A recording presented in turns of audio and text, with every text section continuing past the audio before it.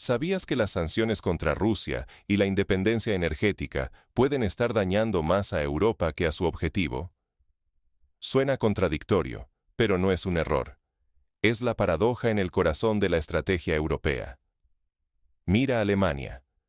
Después de rechazar el gas ruso para volverse independiente, hoy sufre una inesperada fragilidad energética. Un solo incidente con un rompehielos en el Báltico, a pocos kilómetros de su propio puerto, ha dejado varado un enorme buque de gas natural licuado. El resultado: el país más rico de Europa, que invirtió miles de millones en nuevas infraestructuras para no depender de Moscú, ahora se queda sin gas por no tener la tecnología de rompehielos.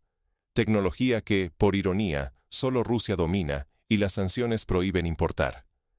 Y mientras tanto, la Unión Europea prepara su 20º paquete de sanciones, incluso discutiendo prohibir el transporte marítimo de petróleo ruso. Pero países como Grecia y Malta, potencias navieras de la UE, se lo piensan 2 veces. Sus propias flotas perderían contratos millonarios y el daño sería para ellos mismos. Las sanciones, diseñadas para castigar a Rusia, terminan debilitando a quienes las imponen. Europa arriesga su seguridad energética, miles de millones en contratos y hasta su reputación como potencia estratégica. ¿Cómo hemos llegado a este punto? ¿Por qué la búsqueda de independencia de Rusia está dejando a Europa cada vez más expuesta y vulnerable? Para entenderlo, vamos a ver el contexto y los detalles técnicos de esta crisis energética y geopolítica.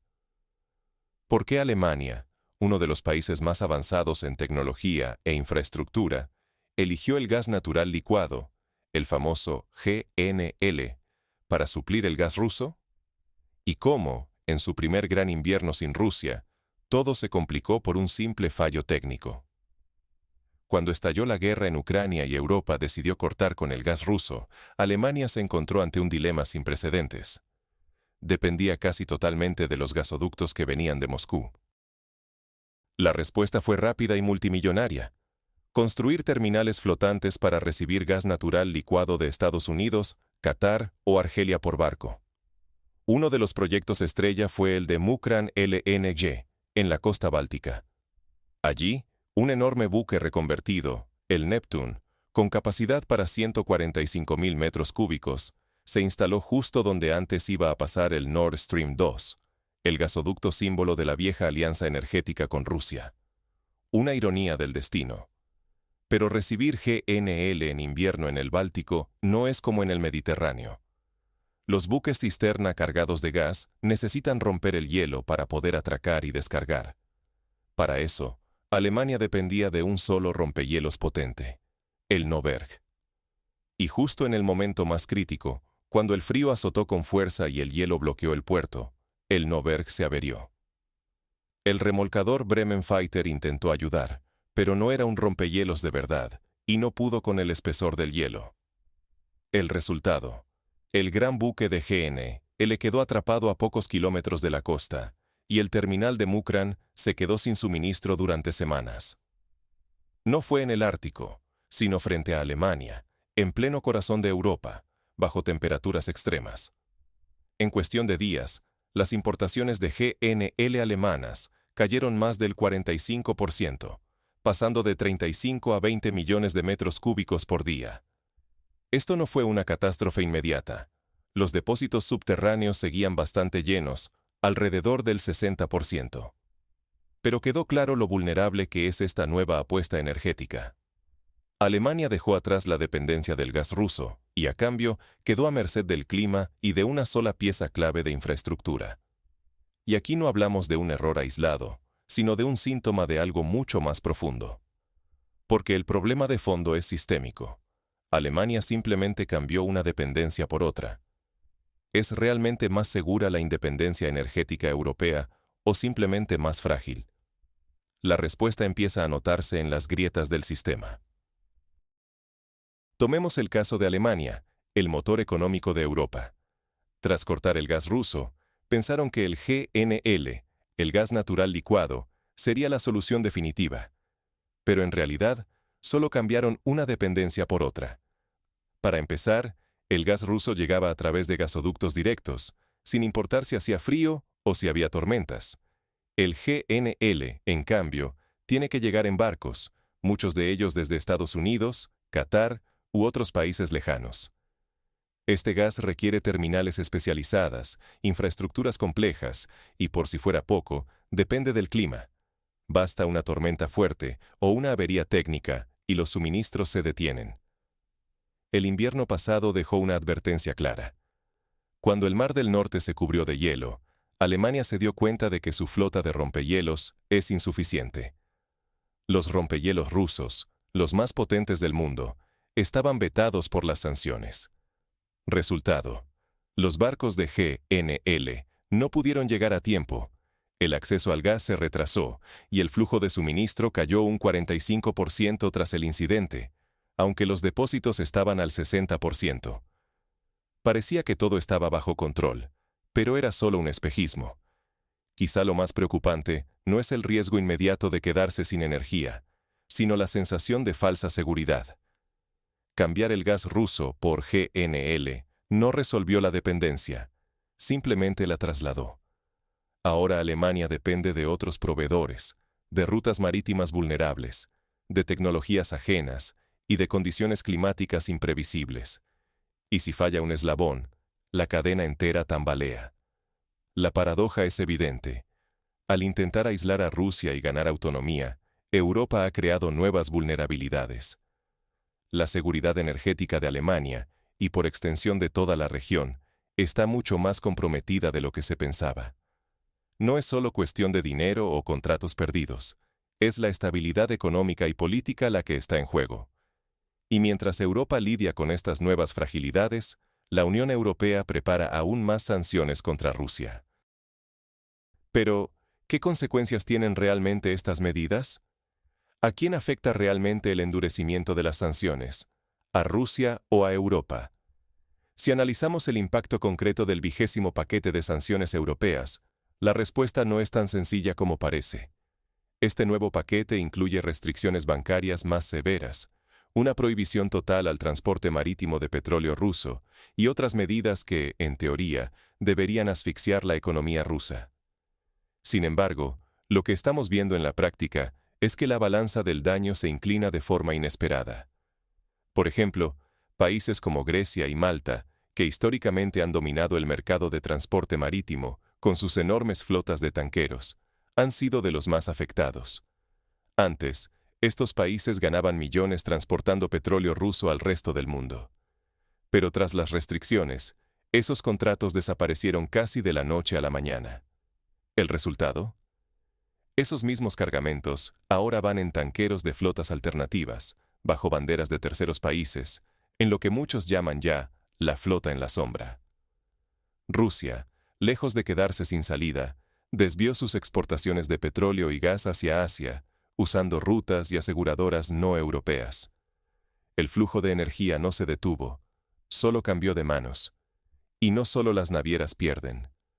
Las propias sanciones han estimulado la aparición de un mercado negro robusto y una red de evasión cada vez más sofisticada. Cuando se prohíbe el transporte legal, se abren puertas para intermediarios que aprovechan los vacíos legales y las lagunas en la supervisión.